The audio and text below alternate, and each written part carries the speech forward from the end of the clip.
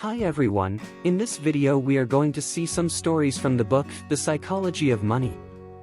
John Bogle, the Vanguard founder who passed away in 2019, once told a story about money. At a party given by a billionaire on Shelter Island, Kurt Vonnegut informs his pal, Joseph Heller. Their host, a hedge fund manager, had made more money in a single day than Heller had ever earned. Heller responds, "Yes, but I have something he will never have, enough." Enough. I was stunned by the simple eloquence of that word, stunned for two reasons. First, I have been given so much in my own life, and second, because Joseph Heller couldn't have been more accurate. For a critical element of our society, including many of the wealthiest and most powerful among us, it's so smart and so powerful. Let me offer two examples of the dangers of not having enough, and what they can teach us. Rajat Gupta was born in Kolkata and orphaned as a teenager. People talk about the privileged few who begin life on third base. Gupta couldn't even see the basketball stadium. What he went on to achieve from those beginnings was simply phenomenal. By his mid-40s, Gupta was CEO of McKinsey, the world's most prestigious consulting firm. He retired in 2007 to take on roles with the United Nations and the World Economic Forum. He partnered on philanthropic work with Bill Gates. He sat on the board of directors of 5 public companies. From the slums of Kolkata, Gupta had quite literally become one of the most successful businessmen alive. With his success came enormous wealth. By 2008, Gupta was reportedly worth $100 million. A 5% annual return on that much money generates almost $600 an hour, 24 hours a day. He could have done anything he wanted in life. Rajat Gupta now wanted to be a billionaire. And he wanted it badly. Rajat Gupta now sat on board of directors of Goldman Sachs. He was now surrounded by the wealthiest investors in the world. One investor described Gupta like this: "I think he wants to be in that circle. That's a circle of billionaires, right?" So Rajat Gupta found a lucrative side hustle. In 2008, as Goldman Sachs stared at the wrath of the financial crisis,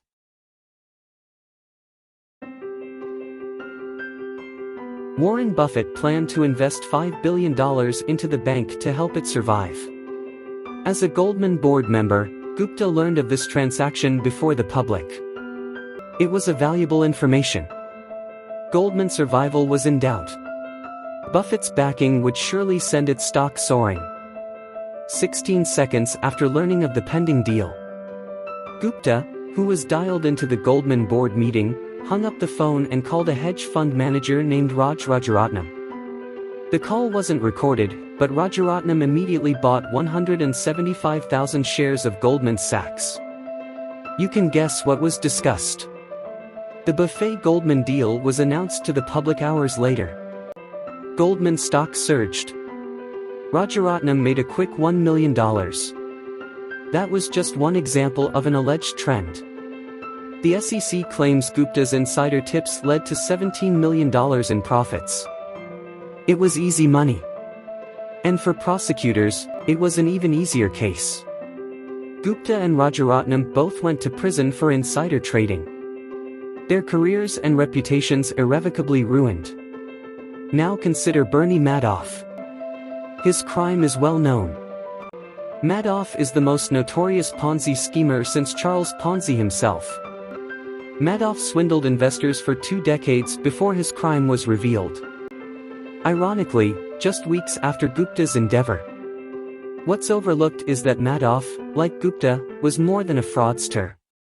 Before the Ponzi scheme that made Madoff famous, he was wildly successful and legitimate businessman. Madoff was a market maker. A job that matches buyers and sellers of stocks. He was very good at it. Madoff's market-making firm, Bernard L. Madoff Investment Securities, which siphoned a $740 million average volume of trades executed electronically. It was equal to 9% of the New York Exchange's trades. Bernie Madoff's legitimate non-fraudulent business was by any measure a huge success. It made him hugely and legitimately wealthy. And yet the fraud. The questions we should ask of both Gupta and Madoff. Why someone worth hundreds of millions of dollars would be desperate for more money. That they risked everything in pursuit of even more. Crime committed by those living on the edge of the survival is one thing. A Nigerian scam artist once told the New York Times. He felt guilty for hurting others. But poverty will not make you feel that pain. What Gupta and Madoff did is something different. They already had everything. Unimaginable wealth, prestige, power and freedom, and they threw it all away. Because they wanted more. They had no sense of enough. Warren Buffett later put it. To make money they didn't have and didn't need, they risked what they did have and did need. And that's foolish. If you risk something that is important to you for something that is unimportant to you, it just does not make any sense. There is no reason to risk what you have and need for what you don't need. Few of us will ever have $100 million, as Gupta or Madoff did. But a memorable percentage of those reading this will, at some point in their life, earn a salary or have sum of money sufficient to cover every reasonable thing they need and a lot of what they want. If you are one of them, remember a few things. First, the hardest financial skill is getting the goalpost to stop moving. It's one of the most important. If expectations rise with results, there is no logic in striving for more because you'll feel the same after putting in extra effort. It gets dangerous when the taste of having more money, more power, more prestige increases ambition faster than satisfaction. In that case, one step forward pushes the goalpost 2 steps ahead. You feel as if you're falling behind, and the only way to catch up is to take greater and greater amounts of risk. Modern capitalism is a pro at 2 things: generating wealth and generating envy. Perhaps they go hand in hand. Wanting to surpass your peers can be the fuel of hard work. But life isn't any fun without a sense of enough. Happiness, as it's said, is just results minus expectations. Second, social comparison is the problem here. Consider a rookie baseball player who earns $500,000 a year. He is, by any definition, rich. But say he plays on the same team as Mike Trout, who has a 12-year, $430 million contract. By comparison, the rookie is broke. But then think about Mike Trout. $36 million per year is an insane amount of money. But to make it on the list of the top 10 highest paid hedge fund managers in 2018, you needed to earn at least $340 million in 1 year. That's who people like Trout might compare their incomes to. And the hedge fund manager who makes $340 million per year compares himself to the top 5 hedge fund managers, who earned at least $770 million in 2018. Those top managers can look ahead to people like Warren Buffett, whose personal fortune increased by $3.5 billion in 2018.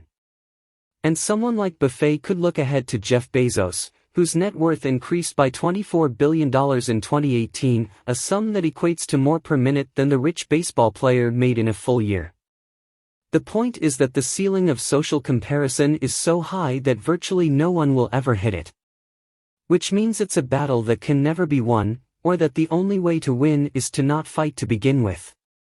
To accept that you might have enough, even if it's less than those around you. Third, enough is not too little.